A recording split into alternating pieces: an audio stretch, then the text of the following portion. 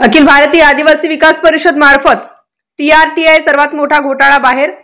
नाशिक शहरात आज टीआरटीआय ऑफिस नसल्या कारणाने जात पडताळणी प्रमाणपत्र समितीसह आयुक्त माननीय वानखेडे साहेब यांना निवेदन देण्यात आले। आज टीआरटीआय मार्फत चालवण्यात येणाऱ्या सैन्य दल भरती, पोलीस प्रशिक्षण, विविध स्पर्धा स्पर्शा मार्गदर्शन याबाबत चालविण्यात येणाऱ्या प्रशिक्षणासाठी नाशिक जिल्ह्यातील काही संस्था नेमण्यात आल्या होत्या। त्या संस्थांना प्रति विद्यार्थी 50, 60, 70 हजार रुपये देण्यात येतात व त्यासाठी टीआरटीआय मार्फत काही नियमावली आखण्यात आली आहे। त्यामध्ये उच्च शिक्षित मार्गदर्शक, चांगल्या दर्जाचे साहित्य, प्रशिक्षण अशा गोष्टी देणे आवश्यक असताना आज मोठा घोटाळा उघडकीस आला। यामध्ये निकृष्ट दर्जाच्या शूज, ट्रॅक सूट, बॅग, वही, पेन, सॉक्स अत्यंत निकृष्ट दर्जाच्या दिले आहेत। त्याबाबत सर्व विद्यार्थ्यांना घेऊन आज अशोक स्तंभ पासून ते आदिवासी विकास विभाग पर्यंत पायी हजारो मुलं रस्त्यावर उतरली। त्याबाबत आज माननीय सहायुक्त जात पडताळणी समिती माननीय वानखेडे साहेब यांना निवेदन देण्यात आले। 28 जानेवारी 2025 आज सर्व मागण्या मान्य झाल्या तर ठीक, अन्यथा 3 फेब्रुवारी 2025 रोजी मोठा मोर्चा काढण्यात येईल।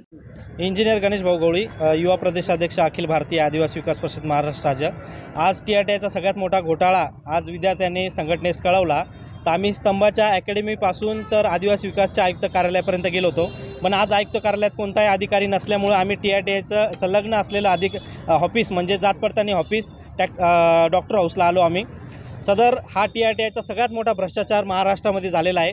तो भ्रष्टाचार असा का टीआरटीआयने एका विद्यार्थ्यामागं 70, 80, 90 हजार, 1 लाख रुपयापर्यंत प्रति विद्यार्थी यांना प्रशिक्षण देण्यासाठी, या प्रशिक्षणमध्ये वर्ग 3, वर्ग 3, 4 स्पर्धात्मक आणि सैन्य दल, पोलीस भरती असे वेगवेगळे प्रशिक्षण होते।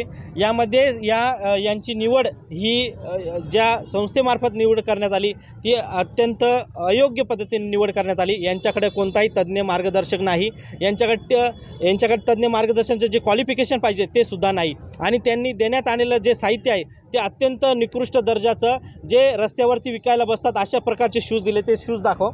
हे सगळ्यात बोगस असे शूज 50 रुपयाला रस्त्यावर विकले जातात, असे शूज सैन्य दल आणि पोलीस भरती करणाऱ्या मुलांना देण्यात आलेला आहे। हा सगळ्यात मोठा भ्रष्टाचार नाशिकमधील आहे, आणि हा नाशिकमध्येच नाही तर पूर्ण महाराष्ट्रात टीआरटीआय अंतर्गत ज्या योजना आखल्या होत्या त्यामध्ये झालेला हा मोठा भ्रष्टाचार।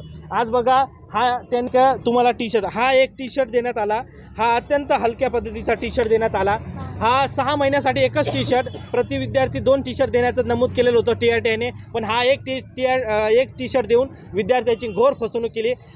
सगळ्यात मोठा भ्रष्टाचार आज आम्ही हा बाहेर विद्यार्थ्याच्या माध्यमातून काढलेला आहे। तुमचं काय म्हणणं? मी या मीडियाच्या माध्यमातून सांगू इच्छितो का तुम्हाला आणि टीआरटीआयचे आयुक्त माननीय राजेंद्र भाऊ साहेब यांना की हा टीआरटीआय मार्फत ज्या तुम्ही योजना दिल्या, ह्या योजनेचा योग्य अंमलबजावणीसाठी तुम्ही कोणत्याही निवड कोणत्या पद्धतीने निवड केली, ही अयोग्य निवड केलेली आहे। आणि ह्या सर्व 8 अकॅडमीची एक चौकशी होऊन SIT मार्फत चौकशी व्हावी, आणि यामध्ये जो दोषी असेल त्यांच्यावर फौजदारी गुन्हा दाखल करावा, आणि तो फौजदारी गुन्हा दाखल करून या विद्यार्थ्यांना ISI मार्क असलेलं चांगल्या दर्जाचं नायकीचे शूज आणि चांगल्या प्रकारचं ट्रॅक सूट, सगळं साहित्य चांगल्या प्रकारचं मिळावं। त्याचबरोबर शिक्षणासाठी तज्ज्ञ असलेले, नॅशनल लेवलचे खेळाडू असलेले, MPED BPED झालेले शिक्षण असेल किंवा स्टार न्यूज साठी मोहसिन पठाण, नाशिक।